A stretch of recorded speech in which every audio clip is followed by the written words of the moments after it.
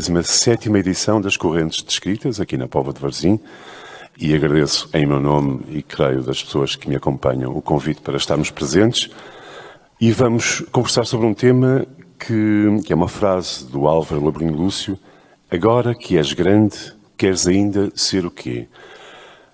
Na posição de moderador, interessa-me perceber se de facto os escritores são grandes ou se parecem grandes. Isto é uma pergunta que lhes deixo já assim como um repto, e começo por apresentar um deles, o nosso José Luís Peixoto, que nasceu em Galveias em 1974. Em 2001, acompanhando o imenso reconhecimento da crítica e do público, foi-lhe atribuído o Prémio Literário José Saramago com o romance Nenhum Olhar.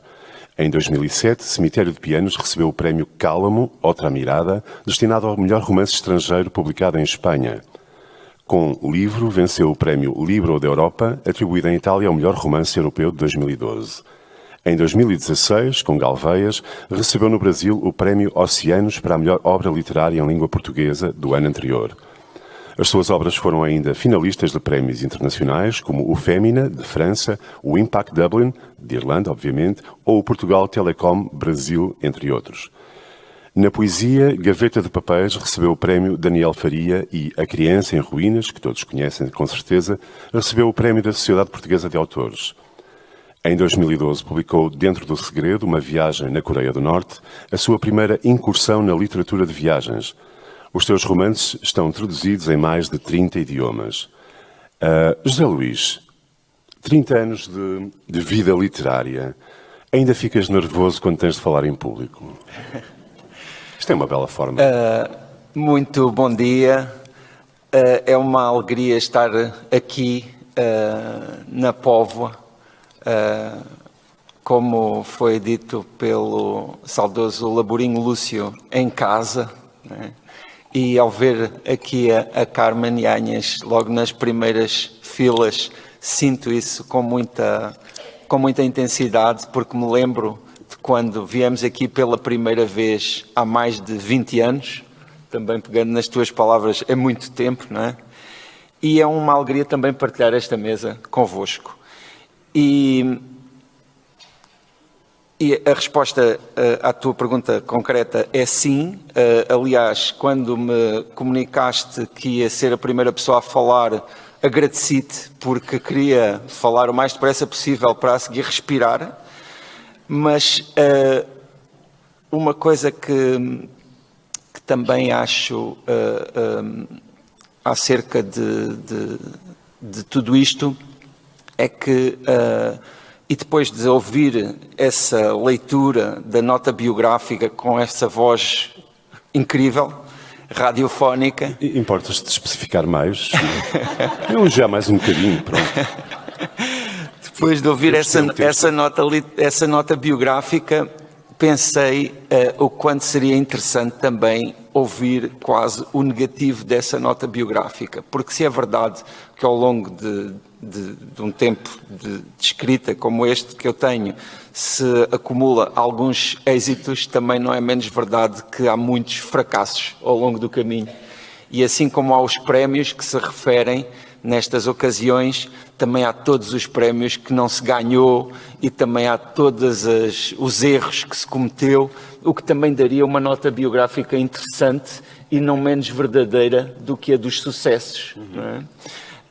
Mas aqui acerca do título que foi dado a esta mesa, sinto que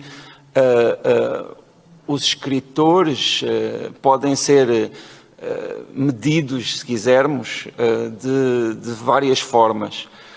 E sinto que aquela que faz mais sentido e que também é uma forma que a mim, pronto, ao longo dos anos tem vindo a ser cada vez maior, é a obra, o trabalho feito, os livros publicados. No meu caso, uma coisa que acontece com uma certa frequência é perguntarem-me quantos livros é que já publiquei e eu nunca sei quantos livros é que eu já publiquei, porque me custa contá-los. Custa-me contá-los porque são muito diferentes entre si, não porque tenham mais valor ou menos valor, mas porque me parece estranho que determinado livro seja depois outro completamente diferente seja 2, e depois outro que para mim é de uma natureza completamente diversa seja 3. Ainda assim, a verdade é que os livros vão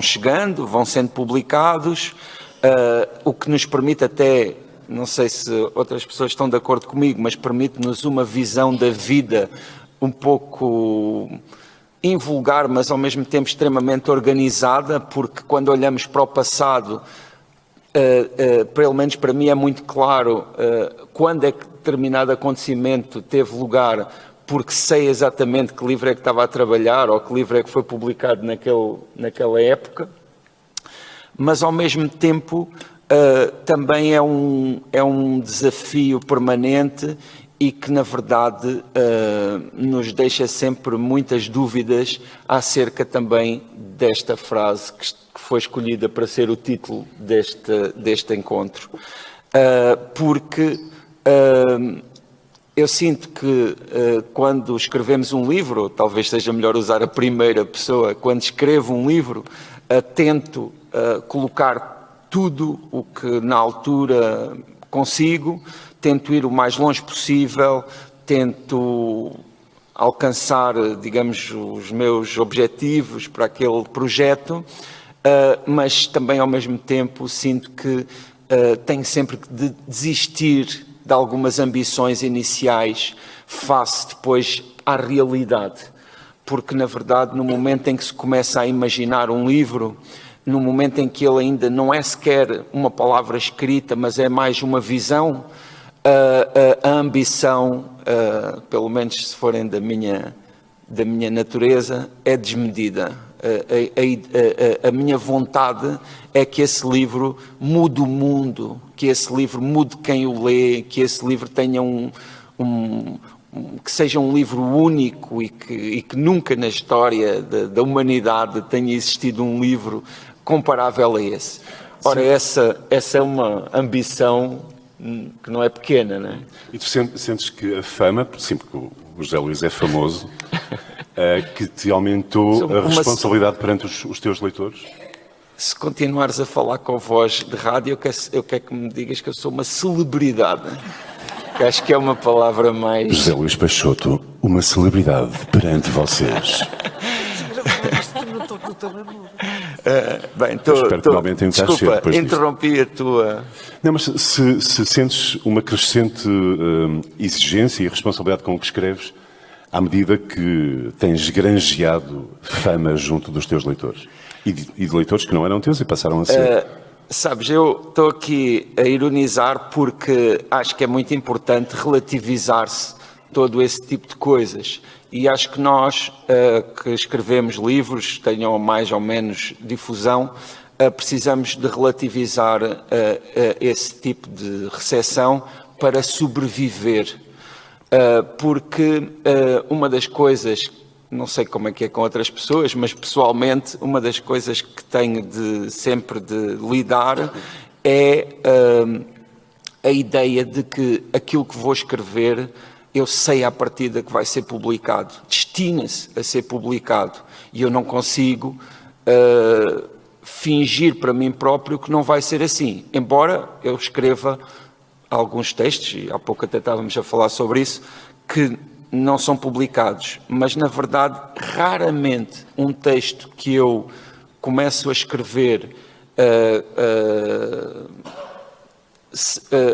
foge da minha intenção inicial a esse nível, ou seja, raramente um texto que eu, ou palavras que eu começo a escrever com a ideia de não serem publicadas, depois passam para a fronteira de serem publicadas, ou o contrário, raramente eu começo a escrever um texto que se destina a ser publicado e depois, a meio, digamos, desisto dessa ideia.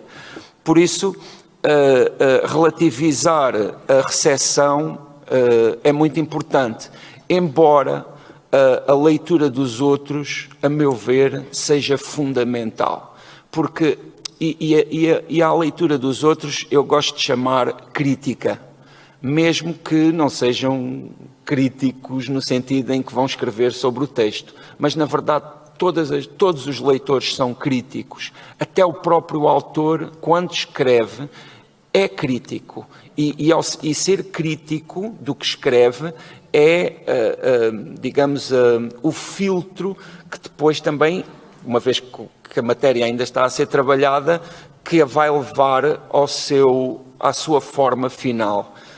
No entanto, quem lê cria sempre uma visão própria do que escreveu, ou do que leu, melhor dizendo.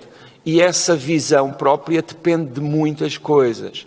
Nós vivemos neste tempo do gosto, não gosto, não é? Redes sociais, fotografia de uma garrafa de água, gosto. Fotografia de um copo, não gosto, não é? Há uma expressão é uma expressão comum, mas ultimamente muito usada por um cómico, que é um coletivo, que é o Bruno Aleixo, que eu vou usar aqui, que é: e eu com isso, não é? Porque gosto, não gosto, é o nível 0, é o nível menos 1 milhão, ou seja, gosto, não significa nada. Gosto é uma impressão vaga, que a pessoa, se disser gosto, não gosto, pode significar 1000 coisas, pode significar que a incomodou, pode significar que teve uma vaga impressão positiva ou negativa, mas a mim não me diz nada, porque a pessoa pode ter gostado ou não gostado à luz de uma infinidade de referências que podem ser desinteressantes para mim. Na verdade,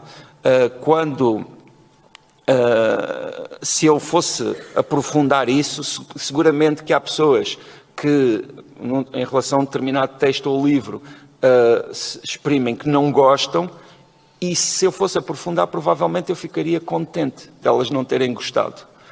E o contrário também é verdade, não é? Mas a crítica é a interpretação. A crítica é outra coisa, que é o que é que leste no que leste, não é? O que é que entendeste? A crítica não é o gosto ou não gosto. A crítica é, disse eu entendi X, Y, Z. E aquilo que as pessoas entendem a partir do que leram depende do texto, mas também depende delas próprias em grande medida. E eu não tenho nada a ver com isso, não é? Eu escrevi o texto, não sou responsável pelos critérios das pessoas, pelas referências das pessoas, e isso é uma coisa que eu tenho de repetir a mim próprio para sobreviver, para que eu possa continuar a escrever palavras, sabendo que cada uma daquelas palavras vai ficar fixa no papel, ou no suporte que for, mas partida no papel, e vai estar exposta perante esses olhares que me escapam completamente e que podem gostar, não gostar e fazer inúmeras leituras, que são todas legítimas. São todas legítimas. A partir da minha perspectiva, são todas legítimas. E nessa medida, para mim, pessoalmente, desde sempre, que foi importante que os textos fossem lidos. Sempre busquei isso, sempre fiz tudo o que estava ao meu alcance para que isso acontecesse. Dentro das minhas visões do que era tornar os textos interessantes ou despertar a curiosidade de quem possa lê-los. Porque sempre senti que a leitura dos outros prestigiava aquilo que eu tentei colocar lá. A leitura dos outros dava-lhe corpo, de certa forma, porque a existência daquilo que eu tentei colocar ali depende desses olhares, sendo que depois, de uma forma mais ou menos paradoxal, esses olhares tomam aquela matéria como sua e a transformam em alguma coisa que me escapa.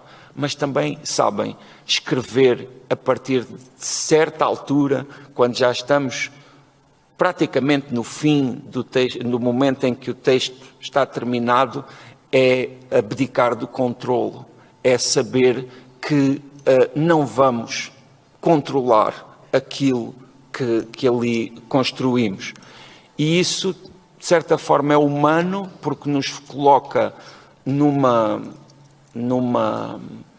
intercâmbio com os outros, numa tentativa de entender os outros, numa tentativa de descobrir os outros, e nos coloca no nosso lugar, porque sabemos que ganhou o prémio X, ganhou o prémio Y, nasceu, não sei o quê, são circunstâncias. Aquilo que importa é de outra natureza.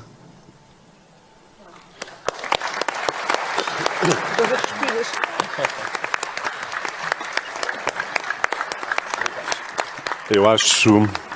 obrigado, José Luís. Eu acho que podemos dizer, em resumo, que não há maus livros, o que há é maus leitores.